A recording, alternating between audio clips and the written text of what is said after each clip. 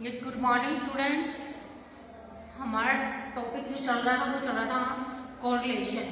Correlation में हमने किया है कि what are the different methods of correlation. इसमें आपके जो सिलेबस है उसमें only 2 methods are given. First है आपका स्कैटर डायग्राम मेथड और सेकंड है आपका कार्ल पियर्सन मेथड। और जो फर्स्ट है आपका स्कैटर डायग्राम मेथड, ये हमारा लेफ्ट है, ये मैं आपको आज करा देती हूँ।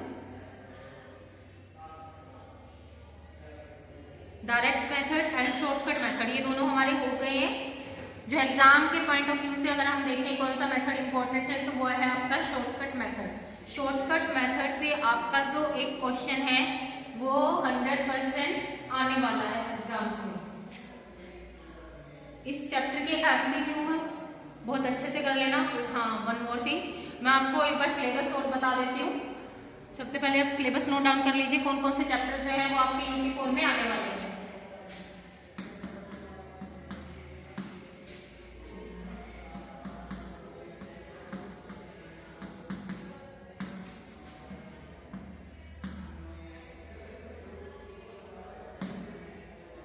अगर हम बात करें स्टैटिक्स की,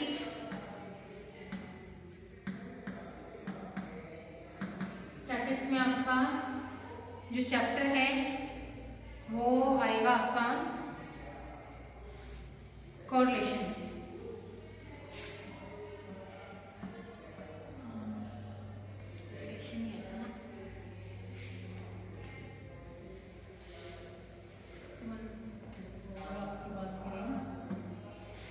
माइक्रो इकोनॉमिक्स है नहीं आपको,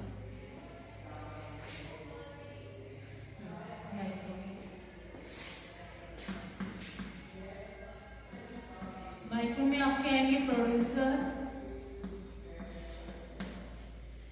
इक्विलिब्रियम,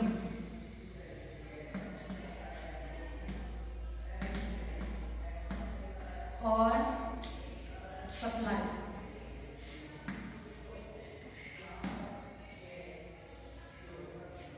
सप्लाई और मैं आपको इसमें बता देती हूँ।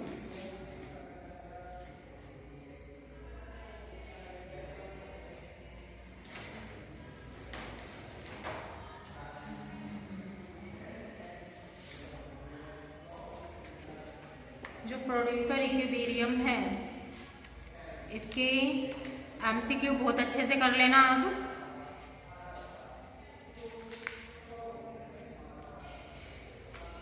फिर explain the condition of equilibrium of A firm based on marginal cost and marginal revenue. Marginal revenue और मार्जिनल कॉस्ट अप्रोच के अकॉर्डिंग जो एक प्रोड्यूसर होता है वो उसका इक्विलिब्रियम पॉइंट कहाँ होता है, मोस्ट इंपॉर्टेंट क्वेश्चन है। फिर है explain the condition of producer equilibrium under perfect competition. Perfect competition में एक प्रोड्यूसर का इक्विलिब्रियम पॉइंट कहाँ होता है। फिर इसमें से एक न्यूमेरिकल क्वेश्चन आएगा आपका प्रोड्यूसर इक्विलिब्रियम में से, एमसी और एमआर अप्रोच में से आएगा, marginal cost and marginal revenue approach से आएगा आपका एक क्वेश्चन। और वन क्वेश्चन आपका आएगा न्यूमेरिकल में से कोरिलेशन में से। अगर क्वेश्चन में आपको कोई भी मेथड गिवन नहीं है तो आप कोई भी यूज कर सकते हो, या फिर अगर कुछ पर्टिकुलर मेथड का नाम दिया है डायरेक्ट मेथड या शॉर्टकट मेथड तो आपको वही मेथड यूज करना है। अगर कुछ भी गिवन नहीं है तो आप कोई भी मेथड यूज कर सकते हो। फिर सप्लाई में से आपके क्वेश्चन आ जाएंगे, discuss the brief the various kinds of price elasticity of supply. Price elasticity of supply क्या होती है उसके पांचों के पांचों डायग्राम आपको बनाकर दिखाने हैं। इसमें लॉन्ग क्वेश्चन में आने वाला है ये आपका। फिर टाइप्स ऑफ कोरिलेशन,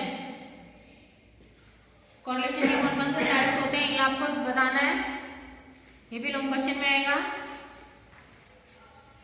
फिर स्टोव और सप्लाई में डिफरेंस क्या होता है, explain any 4 factors that affect the supply of a good. Factor supply को कौन कौन से जो फैक्टर्स होते हैं वो अफेक्ट करते हैं। लॉ ऑफ सप्लाई बहुत मोस्ट इंपॉर्टेंट क्वेश्चन है आपका कि what is the law of supply. Supply schedule और सप्लाई कर्व ये भी आपको इसमें दिखाना है। कि सप्लाई शेड्यूल कैसे होता है उसका डायग्राम बनाइए, सप्लाई का क्या होता है उसका डायग्राम बनाइए। What happens in the supply पर in the case of increase in supply. Supply पर में क्या होता है, जब हमारी जो सप्लाई है वो बढ़ जाती है, तो उस केस में जो हमारा सप्लाई कर है उसके साथ क्या होता है, वो कहाँ शिफ्ट होता है, ये आपको दिखाना है डायग्राम के थ्रू। फिर explain any 4 determinants of market supply.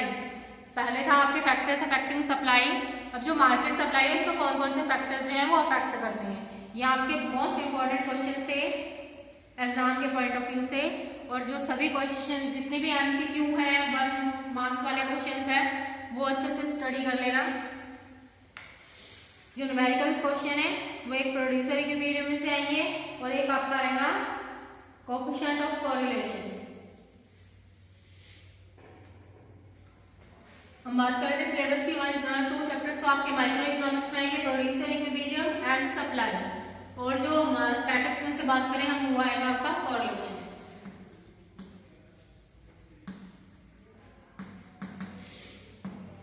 ठीक है, इसमें आपको करने हैं शॉर्टकट मेथड करें।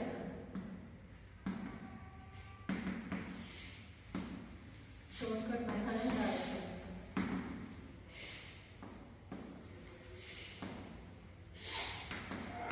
ये आपका सिलेबस है, इसको नोट डाउन कर लीजिए।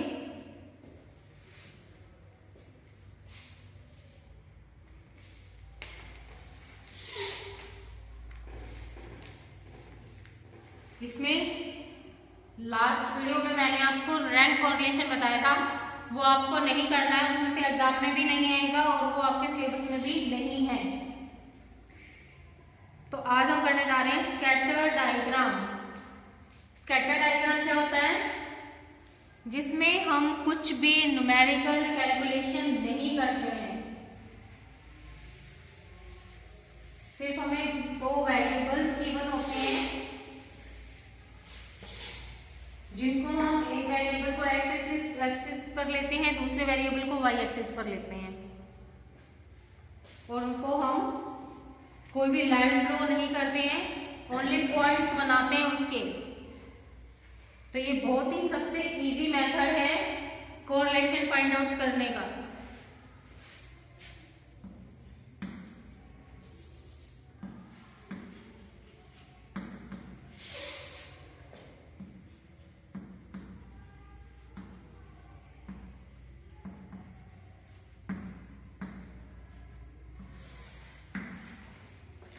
देखो ये क्या है, scatter diagram is simple and attractive method of diagram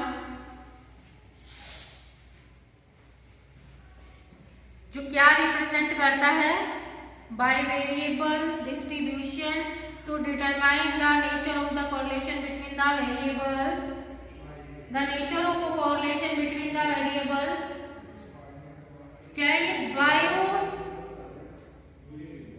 by variable, it means ये केवल जब हमें 2 वेरिएबल्स गिवन होते हैं तब काम करते हैं, जब हमें 2 से ज्यादा वेरिएबल्स गिवन होते हैं तब हम स्कैटर डायग्राम मेथड को यूज नहीं कर सकते हैं, तब हम दोनों में कोरिलेशन फाइंड आउट नहीं कर सकते हैं। जब हमें 2 ही वेरिएबल्स गिवन हो तब यूज होता है। एक तो आपने देखा होगा हमारे पास जितने भी क्वेश्चन होते हैं, हमारे पास 3 टाइप्स की सीरीज होती है, discrete, individual series, individual series होती है, एक होती है हमारी डिस्क्रीट, और थर्ड होती है हमारी कंटिन्यूअस।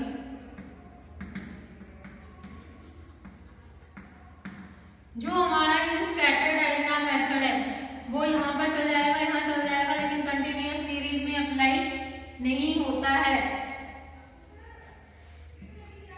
ठीक है, तो ये भी इसकी क्या है, डिसएडवांटेज है, क्योंकि इंडिविजुअल सीरीज डिस्क्रीट सीरीज में अप्लाई होता है बट कंटिन्यूअस सीरीज में ये अप्लाई नहीं होता है। तो इसमें जो भी हम ड्रॉ करेंगे 2 वेरिएबल्स का पेयर बनता है, इसमें 2 वेरिएबल्स का। देखिए मैं आपको एक डायग्राम ड्रॉ करती हूँ, एक टेबल बनाते हैं।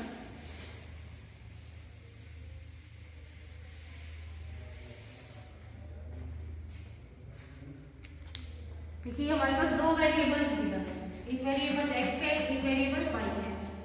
अब 1 2 3 4 5 6 ये वेरिएबल x1 है तो ये 2 है। इनका हम इस तरह से पेयर बनाते हैं, इस तरह से हम ये ग्रुप्स बनाते हैं 1 and 2 3 and 4 5 and 6। तो पेयर ऑफ द वैल्यूज ये हमारी सब क्या कहलाती है, पेयर ऑफ द वैल्यूज। अब हम इसको ड्रॉ कैसे करेंगे, दो वेरिएबल्स है, ये x है ये y है। अब इस तरह से हम पॉइंट्स लगा करके छोड़ देंगे, इसमें हमें लाइन ड्रॉ नहीं करनी है, क्लियर है। इसमें सिर्फ हमें क्या करना है, हमें पॉइंट्स लगाने हैं, ना कि कोई हमें लाइन ड्रॉ करनी है। अब ये जो हमारा जो स्कैटर डायग्राम होता है ये पॉजिटिव भी हो सकता है या फिर नेगेटिव भी हो सकता है या फिर इस तरह से कर्व में भी हो सकता है। तो इसकी कोई भी शेप हो सकती है, जिस तरह के हमें वेरिएबल गिवन होंगे उसके अकॉर्डिंग हमारे स्कैटर डायग्राम की शेप बन जाएगी। अब देखिए types of scatter diagram. Types में हम पढ़ेंगे, सबसे पहले हमारा आता है परफेक्ट पॉजिटिव कोरिलेशन। सबसे फर्स्ट आता है हमारा perfect positive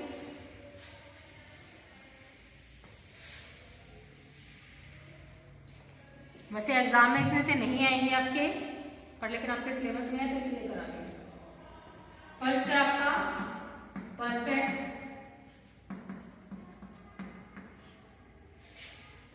positive.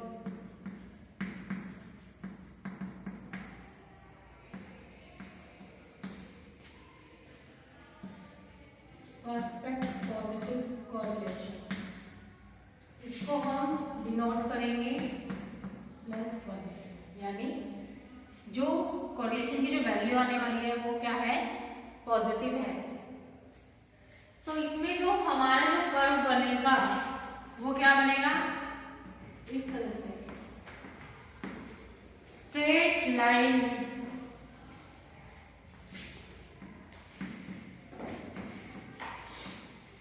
Straight line upward sloping.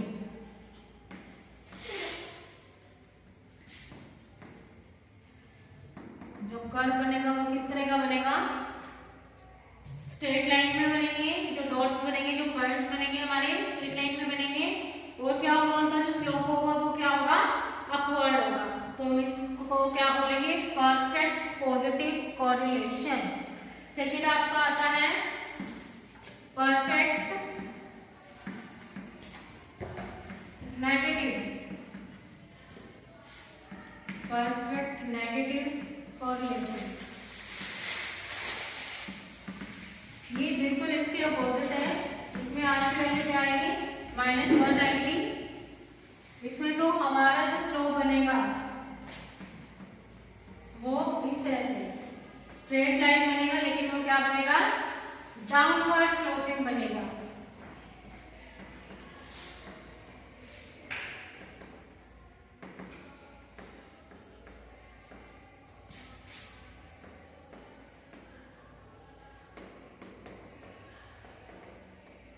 Straight line downward sloping, तो हमारा क्या रहेगा, परफेक्ट नेगेटिव कोरिलेशन। थर्ड है आपका परफेक्ट कोरिलेशन।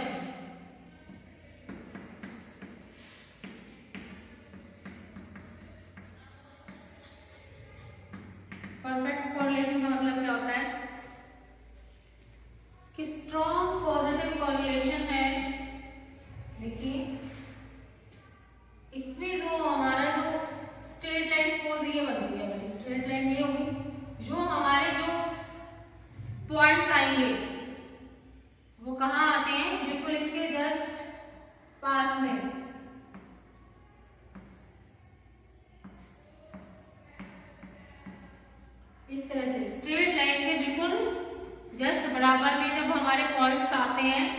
क्या कहलाता है हमारा स्ट्रॉन्ग पॉजिटिव कोरिलेशन। क्या बोलेंगे इसको हम स्ट्रॉन्ग पॉजिटिव।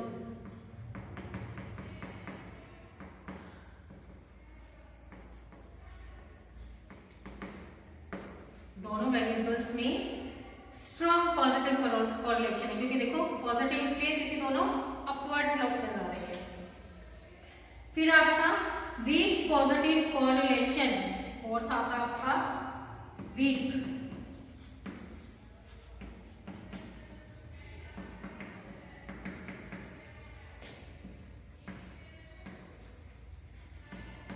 पॉजिटिव कोरिलेशन, यानी कोरिलेशन तो पॉजिटिव ही है, अपवर्ड साइड में जा रहा है, लेकिन वो क्या है वीक है। जैसे देखिए यहाँ पर वेरिएबल्स हैं,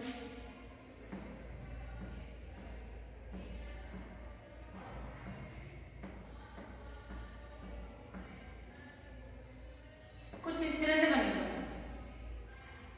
इट मीन्स देखिए अगर हम इसको देखें तो ये भी पॉजिटिव में ही जा रहे हैं ना सभी, तो यहाँ पर जो कोरिलेशन होता है वो क्या होता है वीक होता है, वीक पॉजिटिव कोरिलेशन। क्या बोलेंगे इसको हम वीक पॉजिटिव कोरिलेशन। ये थे आपके टाइप्स ऑफ स्कैटर डायग्राम। कि स्कैटर डायग्राम क्या होता है, इसमें हम कुछ भी न्यूमेरिकल नहीं करते हैं, कुछ भी न्यूमेरिकल कुछ भी जो हमारा जो डाटा होता है वो कैसा होता है ऐसे ही होता है, सिंपल होता है। उनको हम सिर्फ पॉइंट्स के थ्रू ड्रॉ करते हैं, इसमें कुछ भी हमें न्यूमेरिकल सोल्व नहीं करना होता। इसीलिए हम इस मेथड को क्या बोलते हैं, ये जो मेथड है हमारा ये क्या है एक बहुत ही सिंपलेस्ट मेथड है कैलकुलेट करने का कोरिलेशन। अब इसमें से आपके जो क्वेश्चंस आने वाले हैं वो आपके आने वाले हैं direct method and shortcut method से। रैंक वाला टॉपिक आपको इस पे नहीं करना है, तो यहाँ आपका ये जो सप्लाई वाला जो चैप्टर है या कोरिलेशन वाला जो चैप्टर है ये आपका खत्म होता है। कोरिलेशन चैप्टर आपका खत्म हो गया। इसमें आपको ये बहुत छोटा सा चैप्टर था, 3 टॉपिक्स थे इसमें, ये आपके कंप्लीट हो गया। अब एक बार मैं आपको सप्लाई वाला चैप्टर आप निकालेंगे।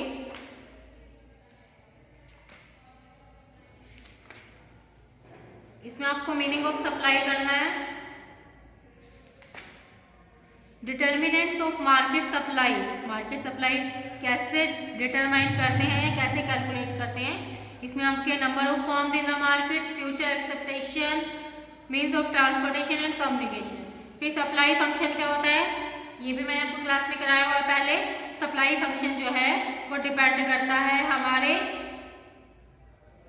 Supply of given commodity, price of other goods, state of technology, goal of the firm, price of given commodity, price of factors of production and taxation policy. ये सब किस में आते हैं हमारे सप्लाई फंक्शन में आते हैं। फिर मार्केट सप्लाई फंक्शन में हमारे इसमें 2 और 3 फैक्टर्स और इंक्लूड्स होते हैं। कौन कौन से हो जाएंगे इसमें हमारे future acceptation, means of transport and communication. ये अगर इसमें सप्लाई फंक्शन में ऐड कर देंगे तो वो हमारे क्या बन जाएगी मार्केट सप्लाई फंक्शन।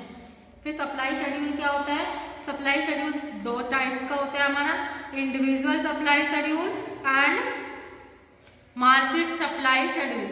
जो इंडिविजुअल वो होता है उसमें क्या होता है हम एक ही पर्सन होता है जो सप्लाई करता है गुड्स एंड सर्विसेज की।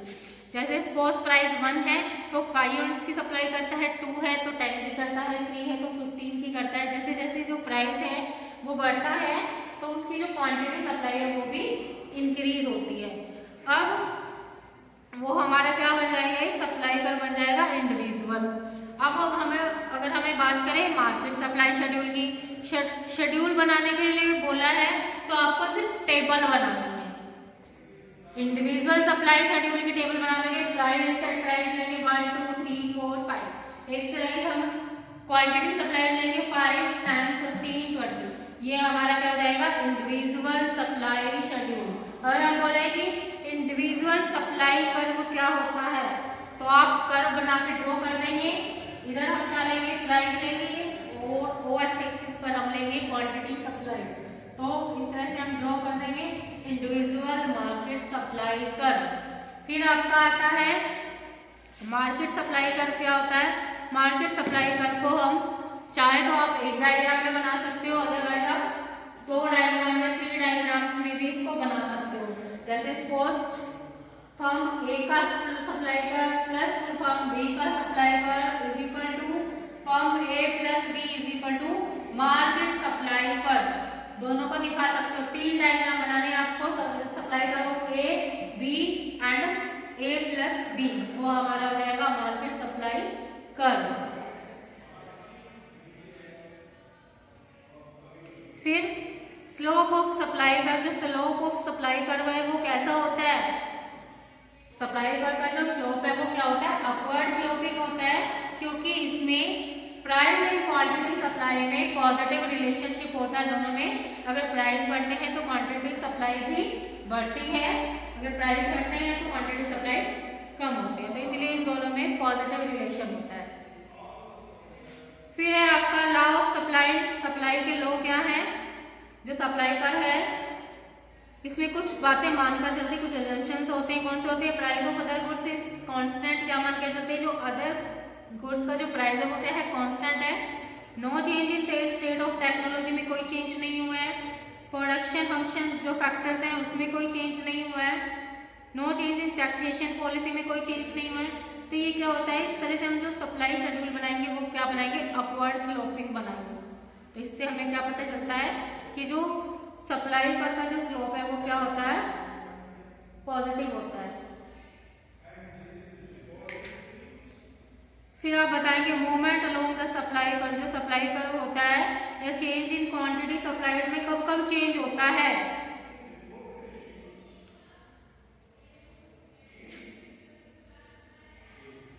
Expansion in supply and contraction in supply. Expansion in supply में हम क्या मानकर चलेंगे कि जो हमारा जो प्राइस है सिर्फ उसमें इंक्रीज होगा, जो अदर फैक्टर्स हैं उनमें कोई चेंज नहीं होगा।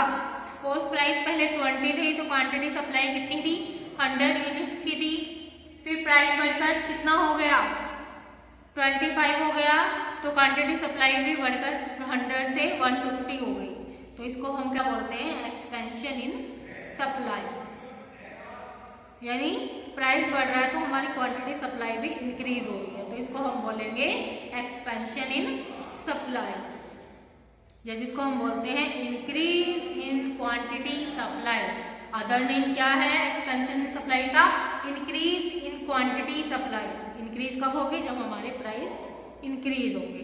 कॉन्ट्रैक्शन इन सप्लाई को हम बोल सकते हैं, अदर नेम क्या है इसका, डिक्रीज इन क्वांटिटी सप्लाइड। कब किसी भी कमोडिटी की जो क्वांटिटी सप्लाई है वो डिक्रीज कब होगी, जब उसका प्राइस कम होगा। तो हम 2 शेड्यूल बना लेंगे। प्राइस 20 है तो क्वांटिटी सप्लाई 100 है, प्राइस घटकर 17 हो गया, 15 हो गए, तो क्वांटिटी सप्लाई भी घटकर कितनी हो गई, 70 हो गई।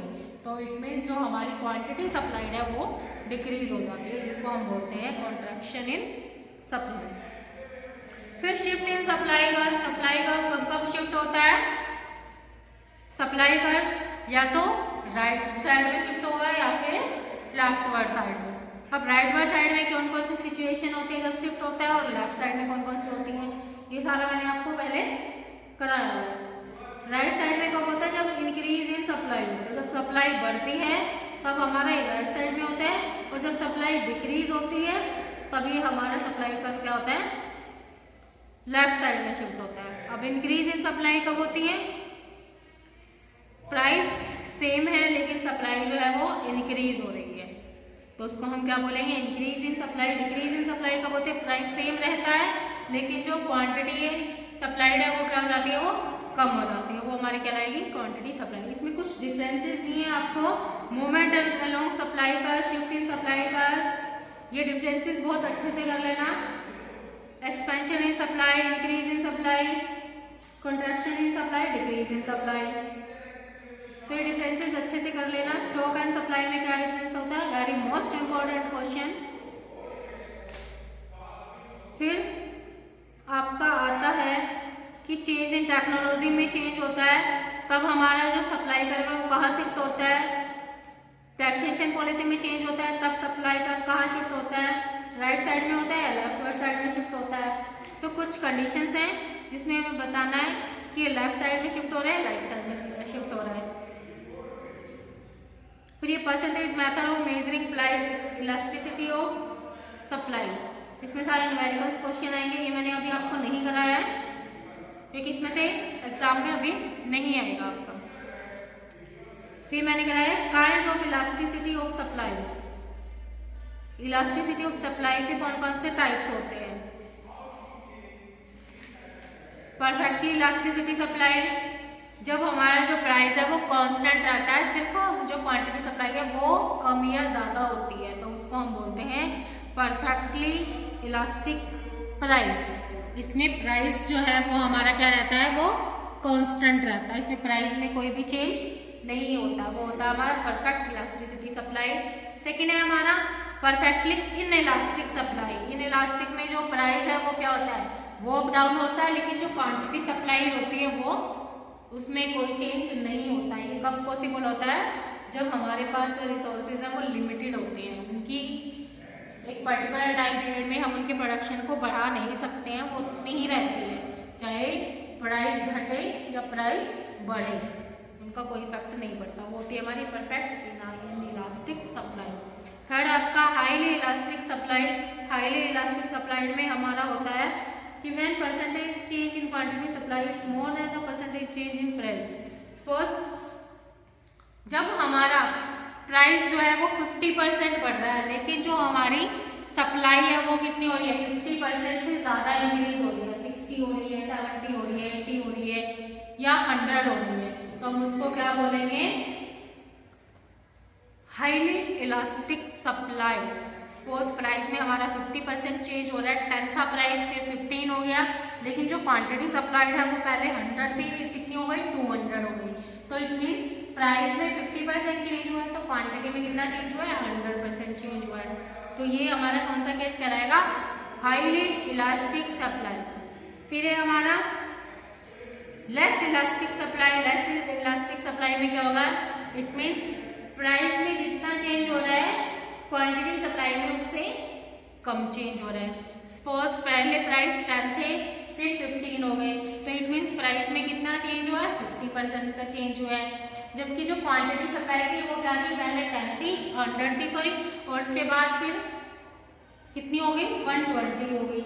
इट मीन्स क्वांटिटी सप्लाई में कितना चेंज हुआ है, 20% का चेंज हुआ है। तो ये हमारी क्या कहलाएगी, लेस इलास्टिक सप्लाई।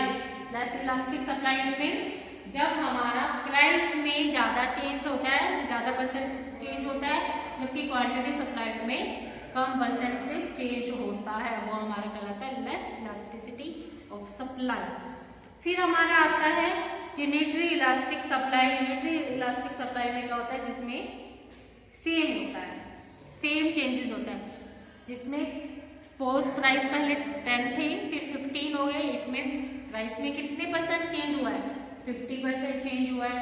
इसी तरह से जो क्वांटिटी सप्लाइड है वो क्या थी, पहले 100 थी, फिर 150 हो गई, तो दोनों क्वांटिटी सप्लाई में भी कितने परसेंट का चेंज हो रहा है, 50% का चेंज हो रहा है। जब हमारे प्राइस और क्वांटिटी सप्लाई में सेम परसेंटेज से चेंज होता है, दोनों 20% इंक्रीज हो रहे हैं, दोनों 50% इंक्रीज हो रहे हैं, दोनों 80% इंक्रीज हो रहे हैं, तो जब सेम चेंज होता है, सेम परसेंटेज चेंज होता है, तो वो हमारा क्या कहलाता है, यूनिटरी इलास्टिसिटी ऑफ सप्लाई। ये एग्जाम के पॉइंट ऑफ व्यू से मोस्ट इंपॉर्टेंट क्वेश्चन है आपका, kinds of elasticity of supply. तो ये क्वेश्चन आपको करना है अच्छे से। उसके बाद आपका है टाइम पीरियड एंड सप्लाई, यानी इसको छोड़ दो, इसमें से कुछ नहीं करना, न्यूमेरिकल भी नहीं करने आपको इस चैप्टर में से, लेकिन एमसीक्यू सारे अच्छे से कर लेना, और जो छोटे छोटे क्वेश्चन होते हैं 1 या 2 मार्क्स में आ जाते हैं वो सब बहुत अच्छे से कर लेना। सप्लाई और स्टॉक में डिफरेंस कर लेना अच्छे से। जो सप्लाई होती है वो क्या होती है कि एक पर्टिकुलर टाइम पीरियड में एक जो प्रोड्यूसर है वो कितनी यूनिट्स को सेल करने के लिए रेडी है इन द मार्केट। लेकिन जो स्टॉक होता है, स्टॉक क्या होता है, एक पर्टिकुलर टाइम पीरियड में एक प्रोड्यूसर के पास टोटल फिनिश्ड गुड्स कितनी है, कितना स्टॉक अवेलेबल है उसके पास गुड्स एंड सर्विसेज, तो होता है स्टॉक। लेकिन सप्लाई होता है जितना एक प्रोड्यूसर जो है एक गिवन टाइम पीरियड में सेल करने के लिए रेडी होता है, वो होती है उसकी सप्लाई। तो ये आपका सप्लाई वाला चैप्टर यहीं तक है। इतने ही टॉपिक्स इसमें आएंगे, जो मैंने नहीं कराया इसको आप छोड़ दीजिएगा, जितना कराया तो आपके लिए सफिशिएंट है। ये करना, कोरिलेशन भी कंप्लीट हो गया आपका, इक्वेशन और ये सप्लाई भी और प्रोड्यूसर इक्विलिब्रियम। ये 3 चैप्टर्स आपके आने वाले हैं यूटी 4 एग्जाम्स में। इन 3 चैप्टर्स को बहुत अच्छे से स्टडी कीजिए आप। अगर आपको कुछ भी प्रॉब्लम होती है तो आप मुझे व्हाट्सएप पर मैसेज छोड़ देना, आपको अगर किसी भी टॉपिक में कोई भी कंफ्यूजन है तो।